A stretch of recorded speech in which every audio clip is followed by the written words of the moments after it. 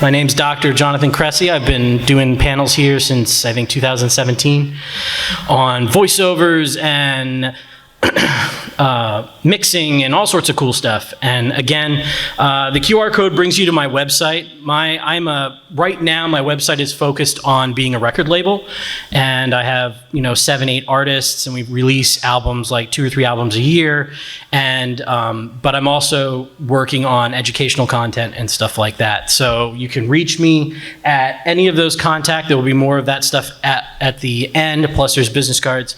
And, just contact me. I've had people contact me from MAGFest and say, hey, could you help me out with how I do this particular project? And I have no problem helping people out. So know that you can do that, and it's fine. My background, really quick, is that I'm a professional trumpet player, although I haven't played professionally in 3 years, so I don't know if that means I'm still a professional trumpet player.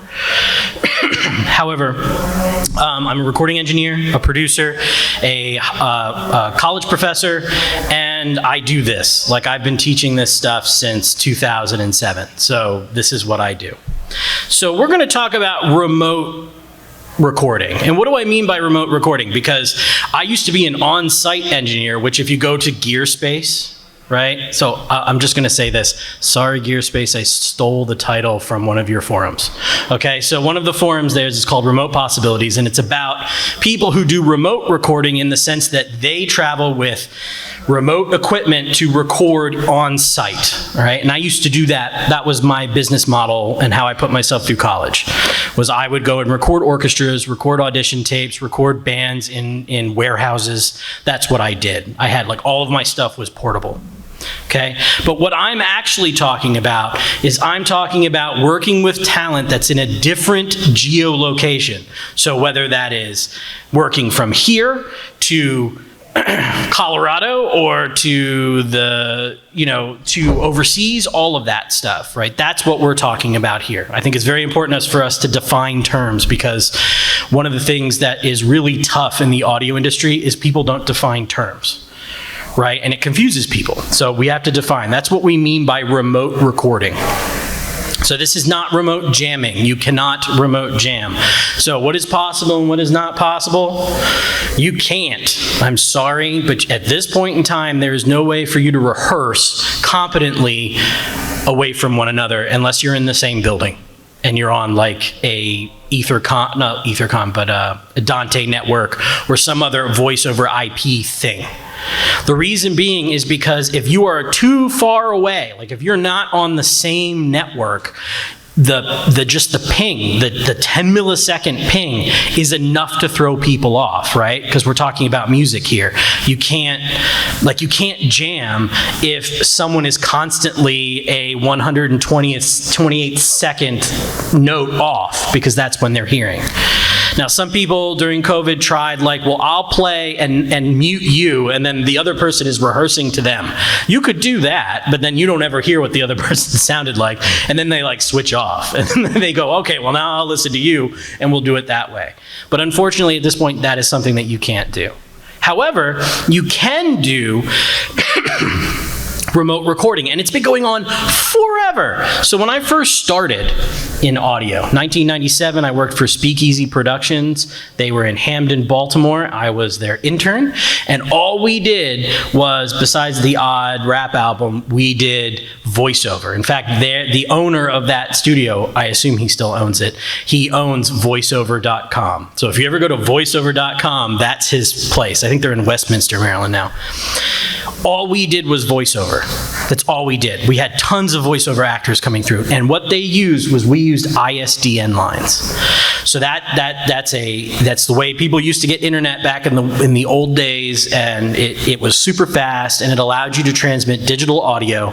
And so I would be the guy, because I was the intern, who had to stay up until 3 a.m. to catch that person from Germany so that they can read all of the German text for this online casino or whatever we were doing voiceover work for. And so we used ISDN lines. The problem with ISDN lines were everybody had to have it. So if you were a voiceover artist, you had to own your own ISDN equipment, which meant if you were doing it at your house, or you had to find a studio and pay studio rate in order to do it. And the ISDN line itself was $2,000. And then you had, and that's like in 2014 money. And I'm just, because that's when ISDN basically died, was in 2014. And then the service was about $75 a month.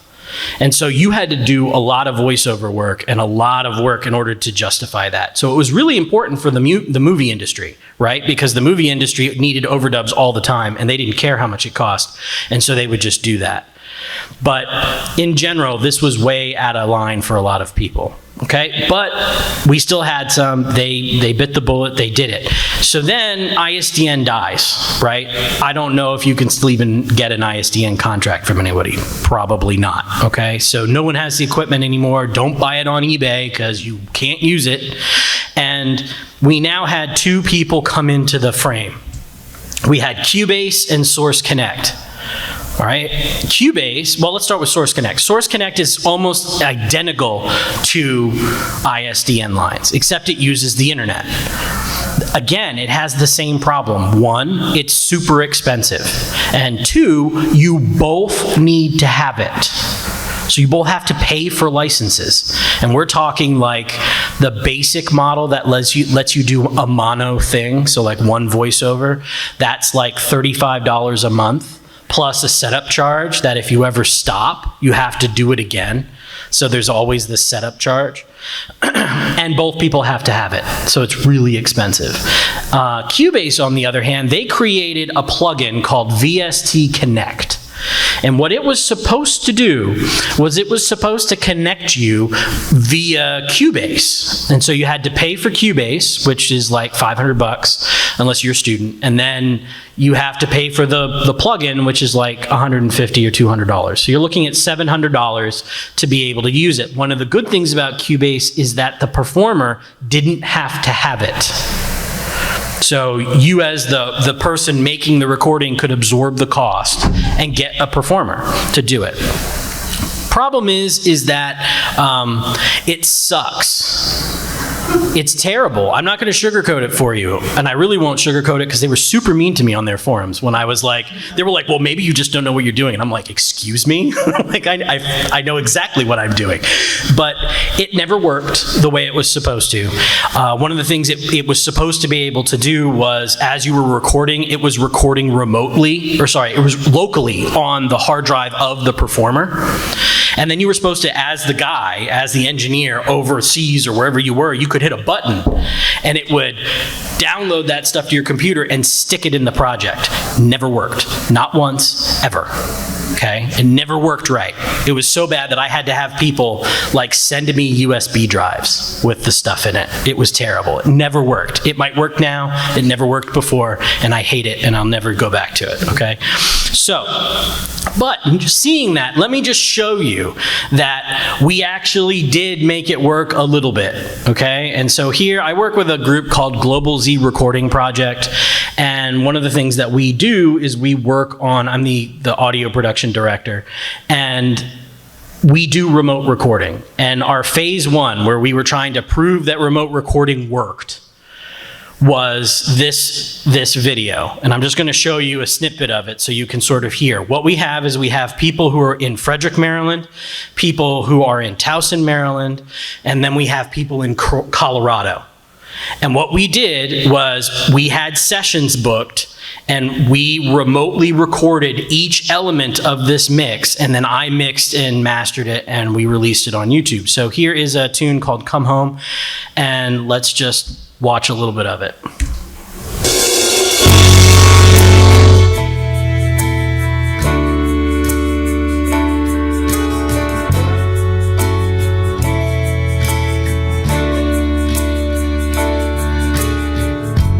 Many second chances will it take before you realize your mistake?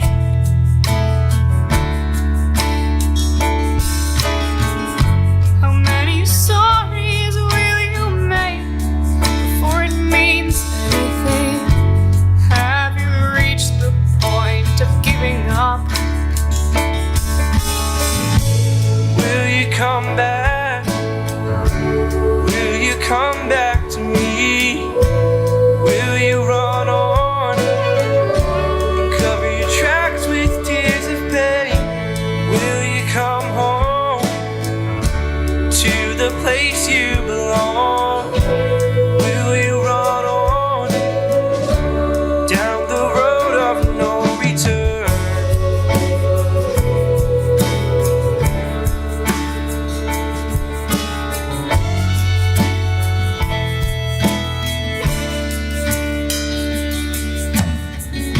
Okay, so that was the tune. So the drums and piano were in Colorado. The children's choir was in some hotel, like in Frederick somewhere, some hotel that just like gave us a room for free. And then the bass was at Frederick Community College, and the guitarist was at another hotel somewhere else, right? So we were trying to separate everybody as far as possible. And I was sitting in Towson receiving all of this stuff. And what we came up with was the best time that the times that VST Connect worked and we had something that actually went together was when we were on hardwired lines that were at a university, where they've got like a literal fiber connection.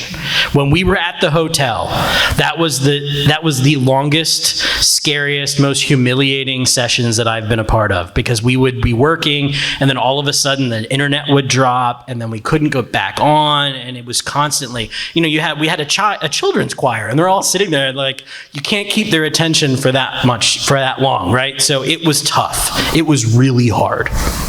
Now, things have changed a little bit, although one of the things that you absolutely, absolutely need is you have to have a good internet connection, all right? It is. Like, you have to. And I know 4G and 5G is supposedly really good, and maybe it is in some spots. It's not really good in Arkansas, where I live now.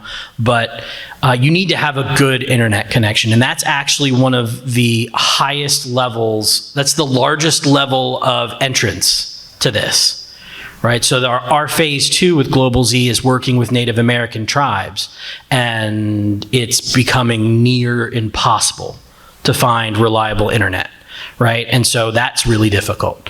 So that's something that if you're doing this, you need both parties to have reliable internet. The other thing was with VST Connect is we would always get clicks and pops on my end, and I'm the one who's supposed to be recording it, right? I'm supposed to be recording it into my Cubase project, and it just was terrible. And so we ended up having to use locally recorded material by that program because we could find it on the computer that they were running through. And if you saw the drummer and the piano, you saw like they have a little laptop next to them with a little window. That's one of the good things about VST Connect is it has video, so you can kind of like talk to people. So I was in that, like I was the head that was sitting in that video. So it was tough and it was hard, and internet is the biggest thing.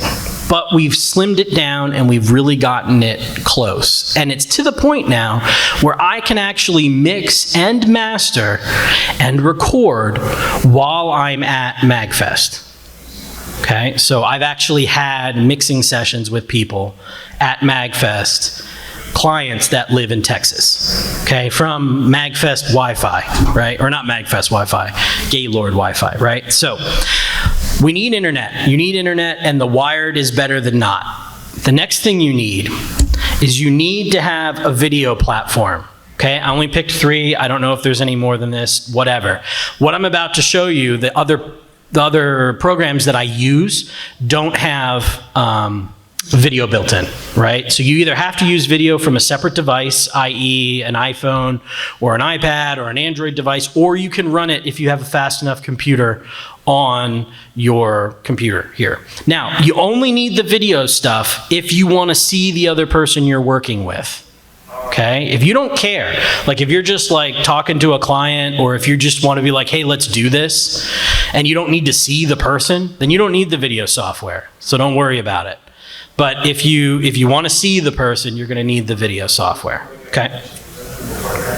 The next thing that you need is you need a program called Listen To by Audio Movers. Have anybody heard of this? This is, and I'm going to show you, we're going to demonstrate this. This is a fantastic program.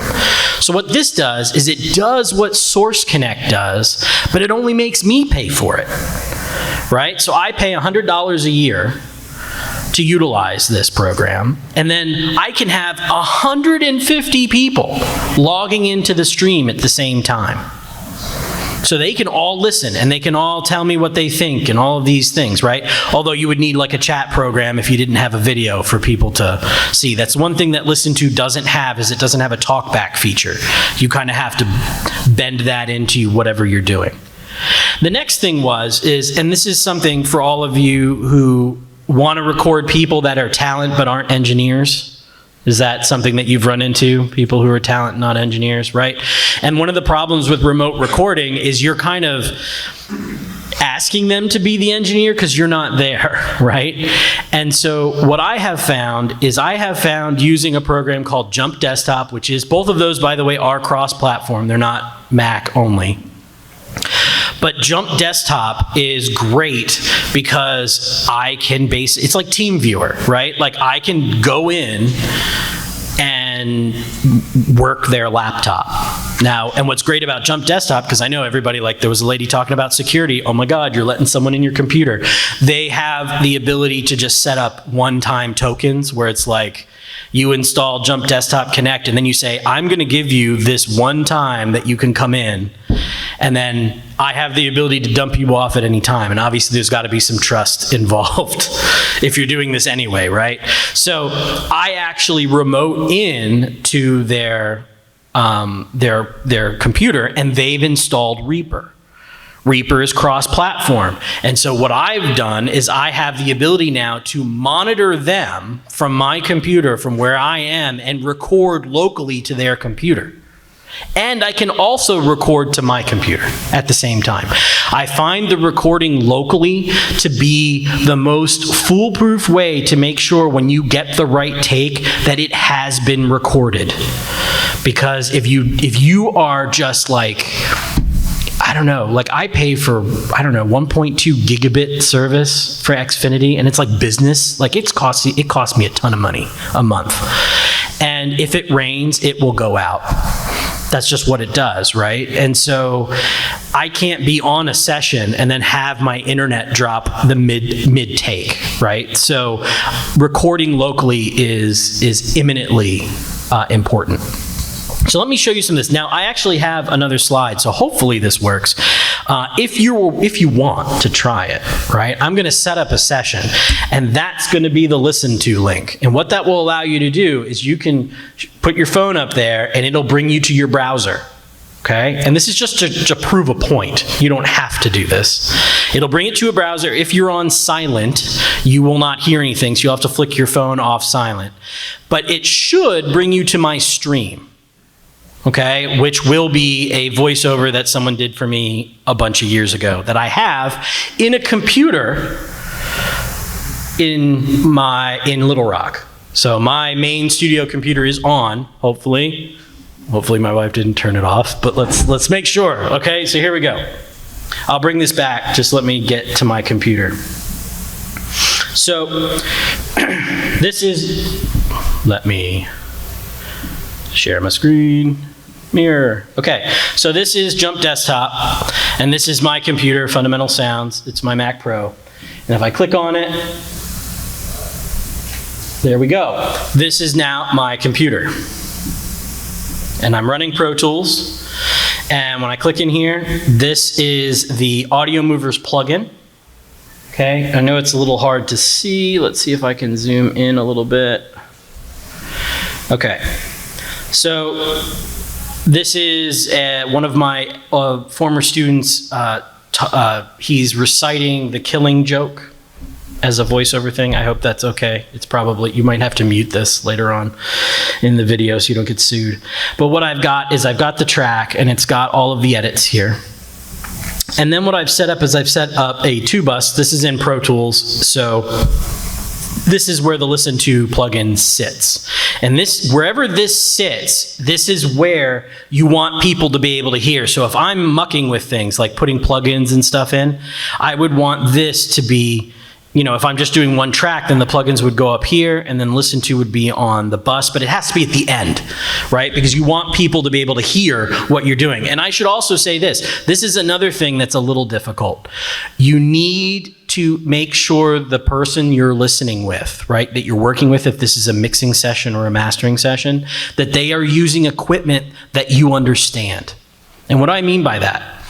Everybody has different headphones. Everybody has different speakers. You have to be aware that your talent is listening through something that you're not listening through. And so I have actually gotten to the point where I have a set of headphones and a little, I don't know, it's like a Chord Mojo or whatever, but it's a little headphone amplifier, and I send that to my clients. Right? And I say, here's a headphone set that I know what it sounds like. I may even have the same headphones at home. And that way, when we are talking, we're talking about the same thing. Because if you've got somebody who's listening on, Behringer speakers in an untreated room, and they're sitting there going, it's too bassy, it's too this, like you're sitting there going, no, it's not, it sounds fine. It's because you're sitting in a well-treated room with nice Genelec speakers, then there's a big difference, right? Because that's one of those things, you have to be aware of that there are differences. So this is the stream. So when I hit start stream, okay, so now I'm starting streaming. You may have to refresh your browsers, but it should say that you're connected. I don't know if it will or not, but it should. Okay, in fact, I will come in here and let me zoom out. Oops, not now, don't do it. Okay, I have to make sure I'm sort of out here when I do this. Okay, one of the other programs that I have is Listen To is also a desktop app. So this isn't in a DAW right now. This is in the desktop or on the desktop. So if I were the producer, this is what I would be using. I'd be sitting here listening to the session. And so I have the session. I can go click MAGFest 2023, and it looks like we are connected.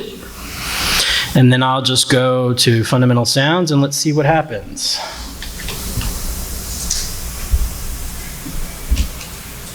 Memories are so treacherous. Weird. One moment you're lost in a carnival of delight.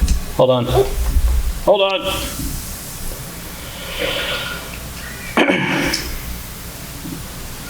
Oh, that would be why.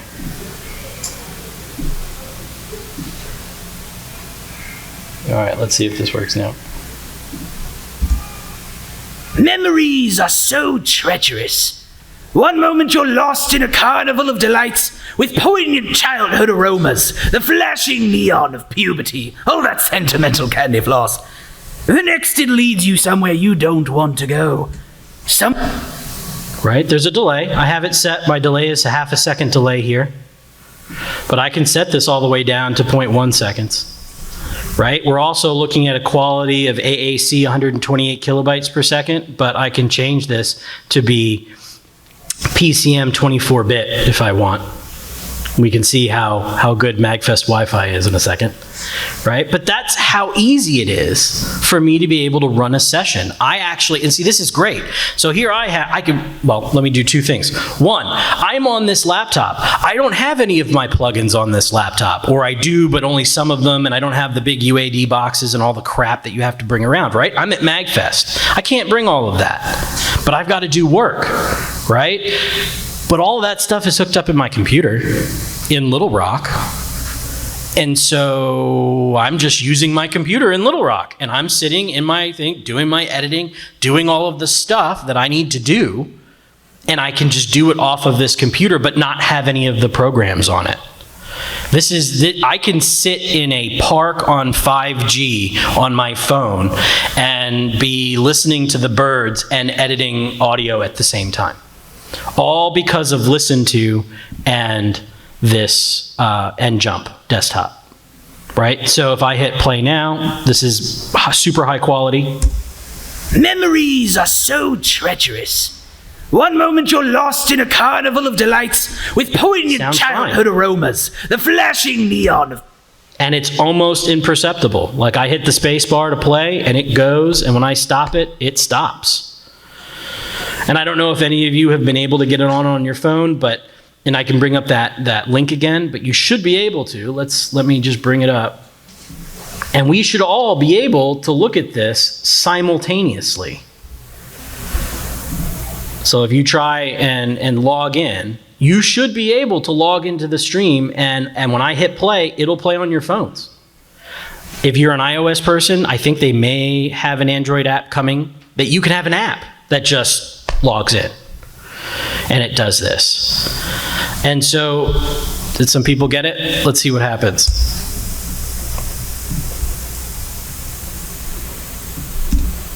Memories are so treacherous. See, everybody I heard it. Poignant childhood aromas. Yeah, see, and it's all like, everybody's like, blah, blah, blah, blah, blah, all over the place, right? But that's what's cool. Like, I can have up to 150 people listening to my stream at the same time, right? So I can have an entire orchestra, if they wanted to all be producers, to listen to our orchestra stuff, right? Or if I was running like a seminar, I could be running my seminar via Zoom, and I would use audio movers as that way to do the recording. So this is the way I prefer to do it, because I like to remote into the person's computer and run Reaper. However, you don't have to do that. So I'm just gonna I'll leave that up, and I'll bring up my Reaper project. Okay, so here's Reaper. And for those of you who are in the Reaper project or learned about it yesterday, we talked a lot about this. I made a track, and in the track here is a audio movers receive. Okay, and if I click here, I can choose MAGFest 2023. You may ask, where did these come from, right? Well, they come from because every time I have an account, I create a new thing, like you see remote mixing. Whenever you paste a link in, the name of that link will be saved in the plugin. So that way I can have Texas A&M mix, and every time I want to go to them, all they have to do is open up that link. It never changes. And so they can just log in. Because in the beginning, before they had that, you had to constantly be sending people links. You have to be like, oh, here's the new link. Oh, here's the new link. Make sure you click on it. This way you don't have to. So I click MAGFest. It's now connecting. I'm now connected. All right, we have one channel, 44.1. And now when I hit play over here,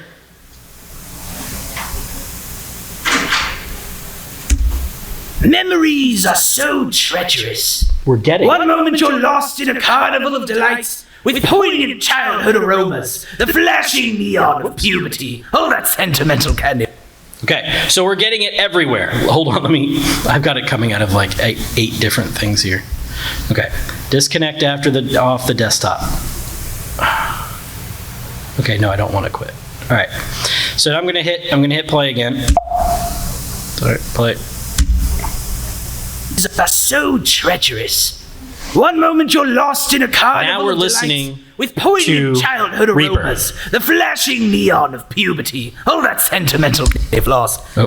The next it leads. It's the only problem, you have to remember to be in the right window. Okay, so we are now in Reaper. Watch what I can do. So I can tell Reaper that I want to record the output of this track. Record it in mono. I'll hit record. Make sure my input is none. Okay, it's on record. Let me zoom out so I can get to my record button. I'm just going to hit record here, and then I'm going to hit play. So I'm hitting record. So treacherous. One moment you're lost in a carnival of delights with poignant childhood aromas, the flashing neon of puberty, all that sentimental candy floss. The next it leads you somewhere you don't want to go. Somewhere dark and cold, filled with damp, ambiguous shapes of things you hoped you'd forgotten. Memories can be vile, repulsive little brutes. Like children, Okay, and so now we have what we recorded. And we can come over here. Hopefully play it. Oh, sorry. Gotta turn off the receive, otherwise it won't work. One moment you're lost in a carnival of delights with poignant childhood aromas, the flashing neon of puberty. There you go. I have now recorded a voiceover from Arkansas to here. 24-bit, 44.1, but I could do 32-bit, 96 kilohertz, whatever my internet connection will do, that's what I can do. And meanwhile, I could be recording this, and I could have a producer listening to it, who could be anywhere. right? So the way Global Z is I'm in Arkansas. The head of the Global Z is in Pennsylvania. One of our producers is in Colorado, and everybody can be in on this. Now, this isn't perfect. One of the other things that you can do with this, which is really neat, is let's say I have something, right? Let's say I have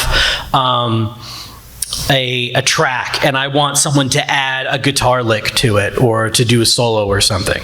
What I can do, and I'm not going to do it for you right now because it would just be too labor intensive, but I'll show you, is that I can have my track, and I use listen to send to them, okay? And then I have a receive that is them coming back to me. And then like if I put in here real quick, let me show you. So if I add a listen to, okay, so here's just a regular listen to. This is the send feature. There's something called through mute. If I click through mute, I now no longer hear what I'm sending. So what does that allow me to do? I now hear the guitar lick or whatever that's being played with what I'm sending to them in time with what I sent them. So I can monitor in real time together. And when I record that, I get just the guitar, and it'll be out of time, right? It won't be synced up on my timeline, but I will be able to move it because I can just test the delay and go, oh, well, this is where it is. And like, for instance, if you come my lecture tomorrow morning, if any of you are awake, what you're going to learn is what is the most important thing when you're doing any kind of project like this is to use a click track. And I use a click track and I use a slate. And so what will happen is the slate will be my voice or someone else's voice saying, you know, the name of the tune and 2 bars and you're in, or 8 and you're in if it's in 4/4 or whatever. And then the click starts. And they know when to come in. The reason I do that is because, as you saw here, I'm gonna, make sure that's off. There was, see, there was a little bit of happening there, right? This isn't good. This is like the internet syncing itself up. I want to be able to start recording and have them be sending me something so this happens before they come in. And I have found that it takes approximately 1 to 2 seconds for it to just be like, okay, everything's perfect, and then I don't have a hiccup. Sometimes it works right off the bat, but if there's gonna be a problem, it's gonna be in that beginning. And so having a click track, the artist knows when they're coming in. And then on top of that, because you know when they're coming in, when you go to sync their track back up, you just go, and you put it right where they're supposed to come in. And if they're in time, which I hope everybody is practicing with a metronome, then you have no problems. It just works. And it's really kind of cool. And that's what's so exciting about this, is this has freed me up immensely. I used to have to bring, whenever I came to MAGFest or when I went to like VGM Con or any of these other things where I was speaking, I would always have to bring like tons of gear because, the world doesn't stop, even though I'm on vacation, right? If I'm going to be downstairs playing video games, I still have clients that need things. And so I have to be able to do that work. And this allows me to do that. And on top of that, I can, like if I need, like I had a client or an artist who's writing a song and she needed a piano part. And so what did I do? I called up one of my piano friends and said, hey, you've got a MIDI piano. Why don't you plug that in and let's do a take. And we did 14, 15 takes, edited piano solo together, and we're done. And now the tune is ready. But he didn't have to know anything. Like my poor friend, he's great. His name's Greg Small, wonderful man. Plays trumpet, plays piano. If you see him around, listen to him, he's great. Couldn't tell you how to use a computer if you tried. Like, he's one of those people that he's like, a mouse? What does a mouse do? Right? No offense, Greg. But that it just is what it is. And so me being able to go into his computer and work and be able to do this and be the recording engineer is just Perfect. Now, one of the other cool things you can do with this, if you are an iOS person, is you can actually run this off of your iPad. So I have actually sat on an iPad with Listen To, remoted into my computer, which was then remoted into another person's computer, and I recorded them on my computer in Little Rock while I was sitting in Baltimore on my iPad. Right? It sounds silly. It sounds kind of silly and dumb, but it was so cool because I was like, I'm doing this from another place on a different computer. It was just so neat. And so this concept of being able to record remotely is record and produce remotely. I think the biggest thing that this does is if you were working with people and having to do mixes, think about all of the time it takes to send mixes back and forth and back. And then of course they're like, well, I need you to do it this way. And you're like, I don't understand what you mean. And having the ability to do it in real time, to sit there and play and then just sit there and go, what did you think? What do you want to change? It saves so much time. So, let me think. What was I going to do? Let's do questions, because I almost never get to questions, so I'm going to skip and just go straight to questions. By the way, if you want, again, to contact me, here's all my info. But shoot me some questions. What do you think? What could you use this for? Anything. Yes. I'm kind of at the beginning of my audio video thing, but I'm trying to set up a 2D avatar, and I was looking into doing music. Reaper, Ableton, DAWs, what do you recommend? Okay, so technically Ableton is not a DAW. It's a sequencer. I know they really want it to be a DAW, and it has DAW features, but it will always be a live sequencer. Have you ever used a DAW before? Okay, so I've also found that people who have never used a DAW before can really sit in Ableton and use it, where people like myself who've used DAWs before are like, what is all of this? I have no idea what you're doing. I always would recommend Reaper because it's more of a DAW. And what are your requirements though? What do you need to do what you're doing? I don't need an additional audio. That would be an expansion thing to add friends that would play music from their home type of deal. Okay. I would basically interview them and say, what brought you into, this line of work? Mm-hmm. Kind of like what Lex Friedman does. Okay. Yeah, you could use Reaper, or you could even use the built-in Listen To app too, would allow people to come in. That's one of the other things. So what are the things that we still need to work on, right? That are still choke points, that are still things like that. And one of them is getting audio routed to different things, right? Because Listen To is a program, right? So you have to have the ability to get that out, right? And I don't know what the PC version of this is, but there's a program on Mac called Loopback that allows you to basically take the audio from different programs and send it to other programs. And that's how a lot of people do their podcasts and their interviews, is they've got things coming in through Skype and through all of these other things, and then those are being jammed into whatever they're recording their podcast on, whether it's Reaper or Adobe Audition or whatever.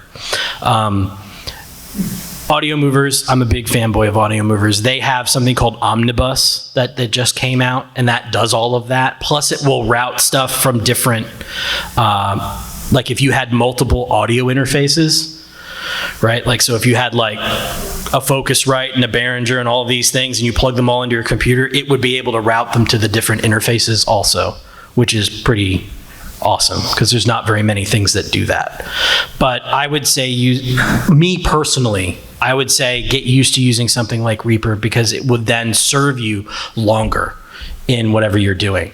If you use Ableton, again, you can, but Ableton is really focused on things like scenes and creating music. And the big thing with Ableton is having, I think they're called scenes, right? Who uses Ableton here? Yeah, the scenes, is that what they are? And then that was the whole thing, right? Because you would create a bunch of scenes and then you'd be able to trigger those scenes to happen in different orders and stuff like that. And I think that's a really helpful tool for musicians to learn how to write songs. Because I know Studio One is trying to steal that from Ableton. Because you could write some stuff and be like, oh no, I want to see what that sounds like after this. How does the chorus sound after this? You could go back and forth. But I would say use Reaper, not also to mention that it's only $60, which is a lot cheaper than, or free if you want to be, not support developers, whatever. It's up to you. Yes? Obviously, one of the side effects of this would be introducing a lot more latency into your recording that you have to compensate for. Do you have any recommendations for? It seems like every piece of software has 10 disconnected tools for doing with latency compensation, and I haven't found anything that I like more than even just matching it up with a click, zoom in real far. Do you have any standard processes that make that more efficient? Or? No, that's basically what I do. What I do is I make sure that I know where they're supposed to be. Yeah. And then, because think about it, like if I'm doing a tune with a drummer who's off time, I'm going to be cutting his drums up anyway because he's off time. And that has to get done before anybody else can lay down anything because they're going to be listening to the drum track. And if he's off and they're off and everybody's off, it's bad.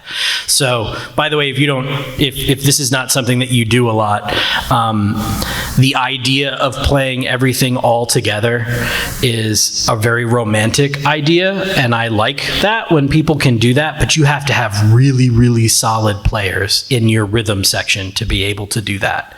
Because if they start to get off, it pushes everything in weird directions.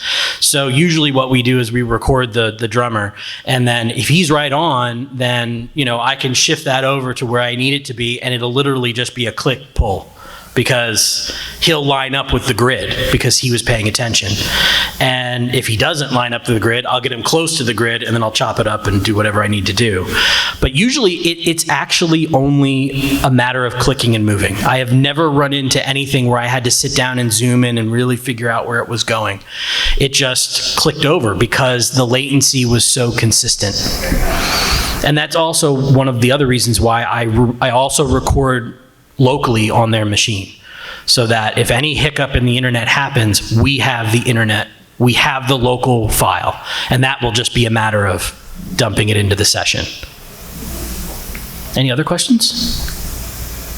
Really? Oh, yes. Okay, so you have your central computer down in Arkansas, where you pay a lot of money for a kind of crappy connection. Yes.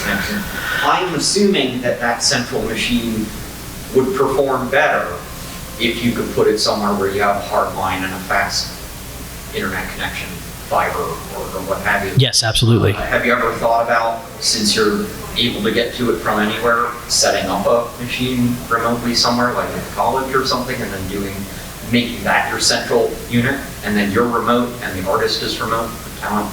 Yes, I have thought about that, and I thought that it's a great idea. I just haven't been able to find a place where I could do it. There are things like server farms out there that I could technically send them my machine, and they would install it into their server farm, and then I would have access to it that way. Oh yeah, like super expensive. And at the moment right now, I hope you probably all know that music's not the most lucrative thing in the world at the moment. So I just deal with what I have, but it works 95% of the time really well. And so I'm pretty happy with it.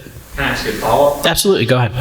There's been a lot of changing in voice over IP and conferencing software, especially since COVID. Big companies like Zoom and Microsoft and everybody throwing all kinds of money and trying to improve the audio quality and the whole meeting experience and stuff. Plus you've got streaming, so you've got services like Discord and Twitch that do streaming and things.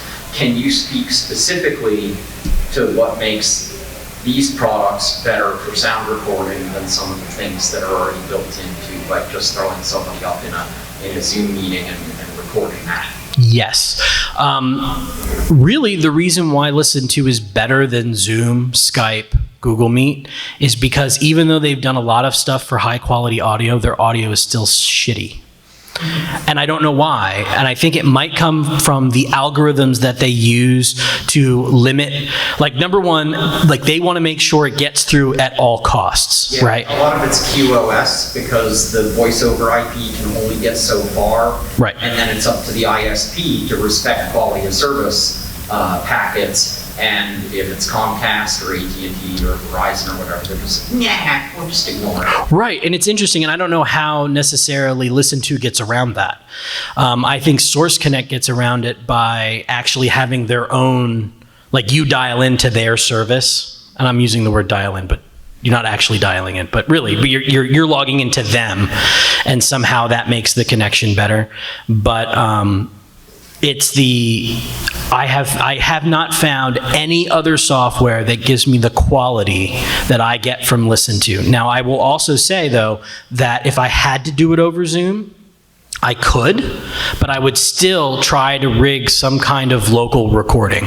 Like I would try to have the Zoom so we can speak, but then there being a high quality recording happening on their end so that I would be able to then, afterwards use it if it wasn't a real-time thing. So to go back to your kind of passion with bit rates, if you were recording something via Zoom, what kind of bit rate could you expect to get from that versus like if I saw you said full fidelity or 140? Right. So Listen To allows me to go anywhere from 128 kilobits per second all the way up to, and I don't know what this would be in bits per second, but 24-bit.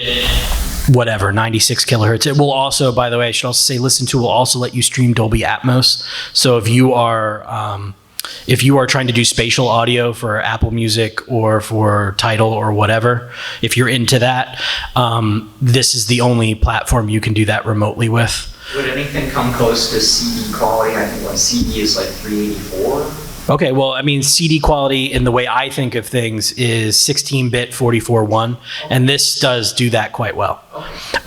Zoom, I don't know what their kilobits per second is. I just know that every time I've listened to it, it's been terrible. And it's usually their compression. Like, they want to make sure it gets through at all costs. Plus, they have all of these limiters and noise gates and stuff, and you can't turn it off. Now, one thing I will say, you cannot use any of this with FaceTime. FaceTime steals your audio interface, doesn't let anything work. I'll just let you know that right off the bat. If you're a FaceTime user, you have to use Google Meet or something else if you want to see someone, because FaceTime screws everything up. But I hope that answers your question. Yes? I just wanted to speak about why Zoom and Google Meet and Skype might be bad. I think we have to remind ourselves that those platforms were initially created as meeting spaces, virtual meeting spaces. So it was just a communication between point A and point B. It was, creative thinkers that said, there might be more to this than just meetings, and they started trying to use it as a recording medium. It didn't work out. That's not what it was built for. Right. No. Right. Sometimes people will fight you on your way to want to record them, and you have to remind them and say, look, we're not having a meeting. We're recording something. If we were just having a meeting, that would be fine, but we're looking for quality here, so please jump on board with me here. Right. And what's really nice about this platform is that it allows them to do it for free.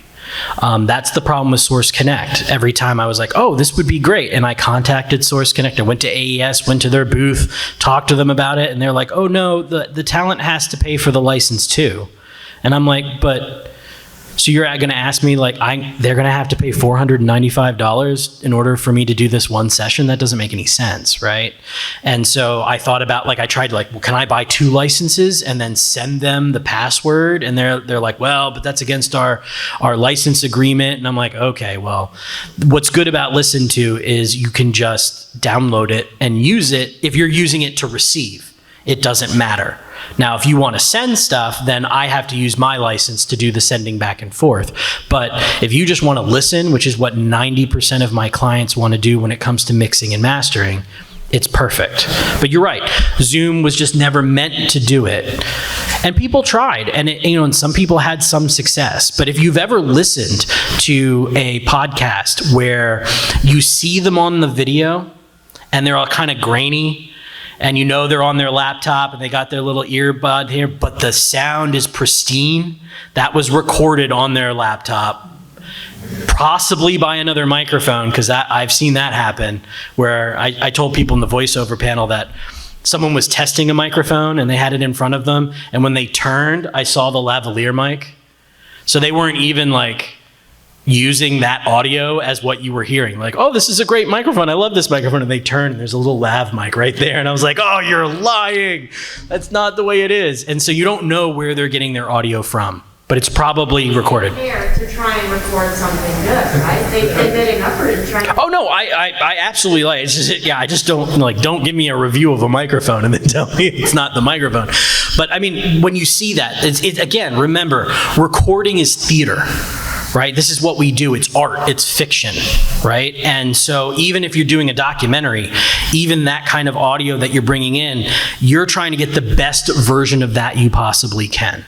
And so that's one of those things that using that software and recording locally is just a game changer. So being able to use something like Reaper, which I can download on their machine and use my license, or I can send what I said yesterday in the Reaper forum, I can send them a USB that has Reaper on it that they just plug into their computer, right? I can then turn Reaper on, have the project with the preloaded click track on there, and then they're good to go. And then I'm recording in their Reaper and I'm recording in my Reaper, and then we can go back and forth. And so like, let's say we've got a one-man band. They record their piano track that I recorded on mine, and then I send that piano track back to them, and they can record something else, and we can keep trading back and forth, and then end up with all of the correct audio. Yes, in the back. Okay, so have you compared the locally recorded thing with the remote recorded? Yes. And how different is it? Okay, so he asked if I've compared the locally recorded audio to the remotely recorded audio and how different is it. Usually it's not different at all, and I haven't had to use it very often. Occasionally there'll be a hiccup, like there'll be a stutter, or like what you heard in the beginning of that voiceover thing where it was like, and then it went, right? And that's what the local recording is to stop, because I don't want to have to stop them and say, okay, we ruined that take because my internet made a hiccup. Or more likely, I don't want to blame, I don't know whose fault it is, but a lot of times my clients aren't actually wired in, right? They're on Wi-Fi. Even though they're like, oh yeah, I'm wired in. And I find out that they were wired themselves to a Wi-Fi hotspot. So it's like a Wi-Fi bridge. Yeah, they're wired in, but it's still a Wi-Fi bridge. And so it could have been that, somebody turned Netflix on upstairs, and then all of a sudden we get a hiccup. And that's what that local recording is for. But honestly, I've actually been able to do really good stuff without ever using it. So it works really well. Any other questions? Be quiet. Now we can have questions about anything. Yes. I want to talk to you after this, because after your panel last year, I got Reaper, I got some great recordings of some great artists, but I have further questions. So, Okay, yeah. Yes. I'm just starting to get to the point to record and looking for work. Where might be a good place to look for work, just to get, not really for a lot of income, but just work in and of itself to get some feedback? I went to voices.com and a couple others, and they'll have signups, but it's like $5.99, and I don't want to give you $500. Oh. What do you mean by work? Are you trying to work as the voiceover person or work as the engineer? Voiceover. As the voiceover person. What I would do is I would go locally to any number of your local recording studios. Anybody if you're trying to be the voiceover talent, right? That's what I would go to local studios that do commercials. And then I would record a demo reel. So and don't record commercials that are copyrighted. Like, get a commercial, right? And then write your own commercial based on that commercial and read that, right? So we're not committing any copyright infringement. And then I would have that, and I would go to my local people first and say, hey, look, if you have somebody that needs a voice like mine, let's make a deal, right? We can make it, because everybody wants to make things cheaper, and that's what I would do. Show up with donuts and a reel? Well, I mean, yeah. I mean, you just go up and you say, hey, I have this stuff. That and see, because there's always going to be somebody, like for instance, I'll get to you in 1 second. Or you have something with this? Okay.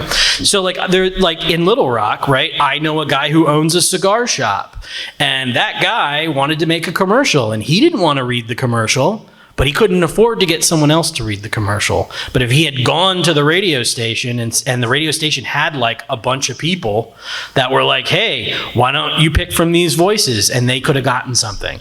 So that is something that I would, because that's what's happening is owners of businesses are starting to do their own commercials with their own voiceover because they can't afford to hire anybody else, or they at least don't think the return will be good enough. And so that's where I would hit them with the, hey, I'm just trying to do this.